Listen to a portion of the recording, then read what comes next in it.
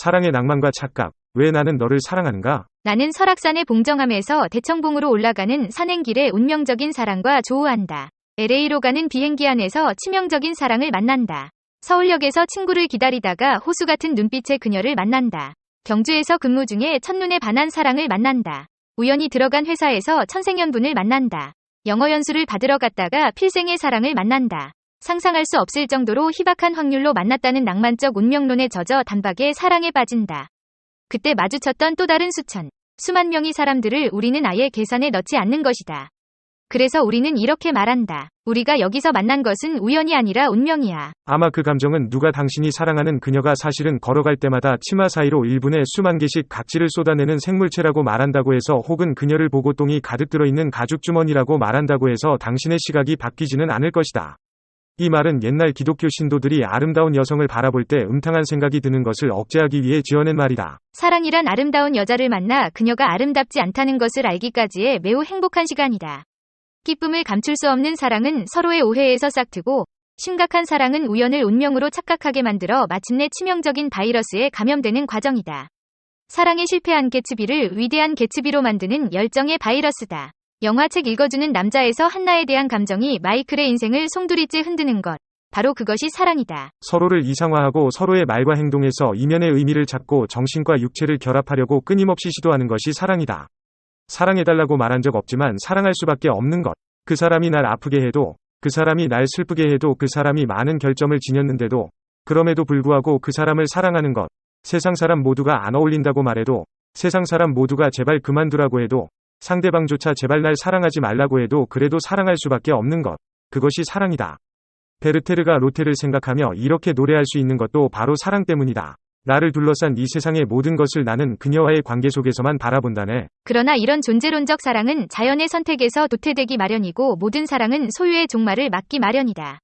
남들의 눈이 아니라 자신의 마음으로 사랑을 선택하는 이들은 극히 드물다. 위대한 사랑은 대부분 머릿속에서 2차원적으로 존재하는 신기루 같은 것이다.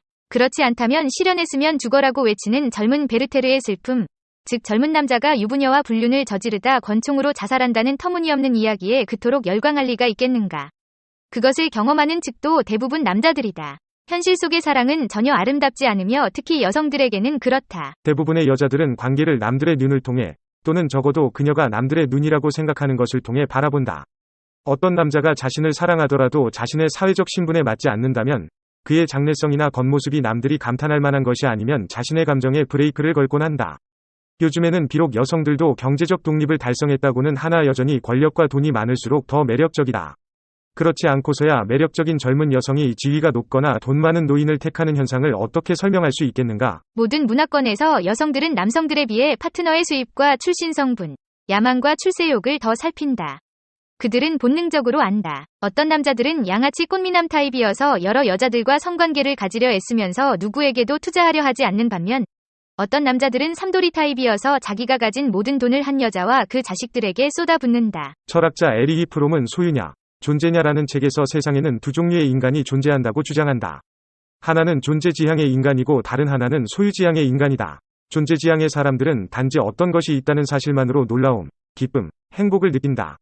그러나 소유지향적인 사람들은 단순히 어떤 것이 있다는 것에 만족하지 않는다. 그것은 꽃을 따서 내 방에 갖다 놓는 것처럼 내 것이라야 한다. 내가 소유하고 지배하고 그 위에 군림하지 않으면 안 된다. 그럴 수 없는 것은 내게 아무런 의미가 없다. 그래서 소유지향적인 사람들의 마음은 늘 소유와 지배의 욕망으로 시달리기 때문에 진정한 행복은 불가능하다고 단언한다. 단편소설 꽃게의 무덤에서 동인문학상 여류작가 권지혜는 사랑을 이렇게 표현한다.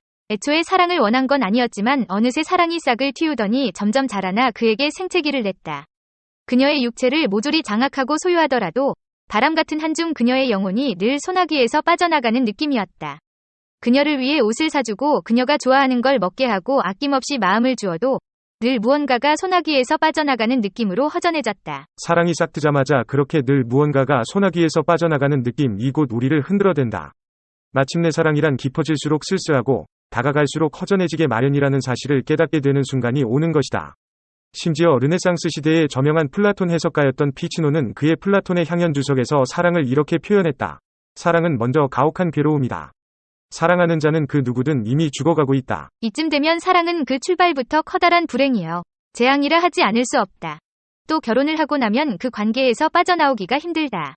여성 입장에서 안전장치 구실을 하는 결혼의 심각성은 바로 그것이다. 두 사람 간의 공감대가 쌓여갈수록, 부부관계에 투자를 많이 하면 할수록 부부관계를 끝내기가 점점 더 어려워진다. 사랑을 유지하기 위해서는 끊임없는 노력이 필요하다. 부부관계에서 가장 중요한 건 바로 두 사람의 행복이다. 그런데 만약 당신이 상대를 행복하게 해주기 위해 그와 함께 살고 있는 게 아니라면 도대체 무엇 때문에 그와 함께 살고 있는가? 동반자에게 당신의 존재가 열정을 가지고 충만한 인생을 살기 위한 동기가 되지 못한다면 도대체 부부관계가 왜 필요할까? 열정의 열매가 썩으면서 관계의 씨앗이 배출되면 사람들은 갑자기 끔찍한 사건을 벌이기도 하고 일상적인 언행을 통해서 은근한 폭력을 행사하기도 한다. 아, 누가 내게 말해줄 것인가? 모욕을 무릅쓰고 내가 사랑했던, 그러나 내 믿음을 배신한 그 괴물이 어디 있는지. 설령 그가 돌아오지 않더라도, 아, 내가 그 배신자를 찾아내서 끔찍한 사륙을 저지르리. 그의 심장을 도려내리. 모차르트, 돈 지오바니. 만일 우리가 일부다 처제로 진화해온 존재이고 오쟁이를 진 남편을 두는 것이 여성의 성전략이라면 진정한 사랑은 어디에도 존재하지 않을 것이다. 결혼은 고도의 위험을 내포하고 있다.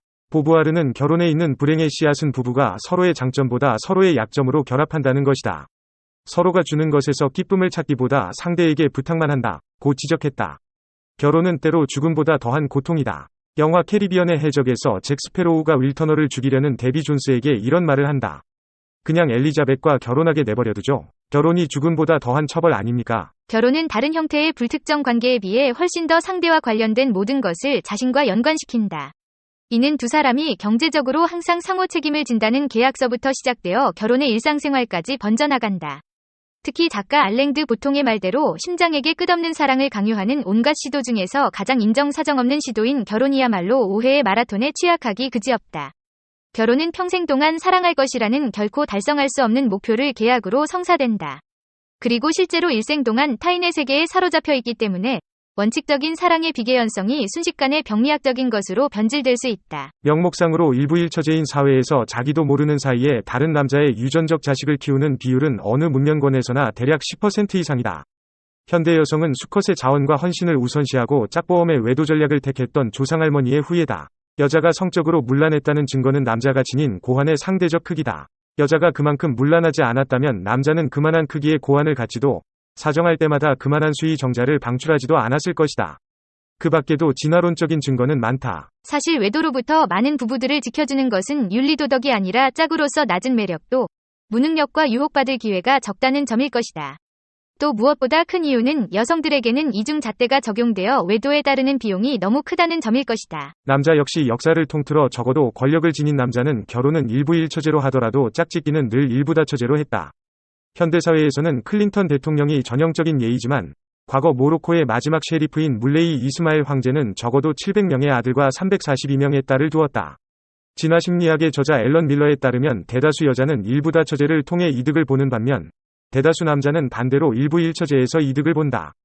여기서 예외는 극도로 매력적인 남자와 매력적인 여자이다. 그렇다. 낭만적인 사랑은 어디에도 존재하지 않는다. 17세기까지도 자유연애의 개념은 아직 허구에 불과했다. 부모와 가족이 배우자를 선택하였고 결혼은 개인의 문제가 아닌 엄격한 규정에 따른 결합이었기 때문이다. 결혼과 사랑은 완전히 별개의 문제였다. 함께하는 생활은 번식을 위한 것이었고 남성의 성적 욕망은 정부가 채워주었다. 사랑과 성을 결합한 현재의 일부일처제는 근세 서구 사회의 산물이다. 물론 현재도 자유결혼은 환상이다. 당신이 좋아하는 사람은 당신을 싫어하고 당신을 사랑하는 사람은 마음에 들지 않는다.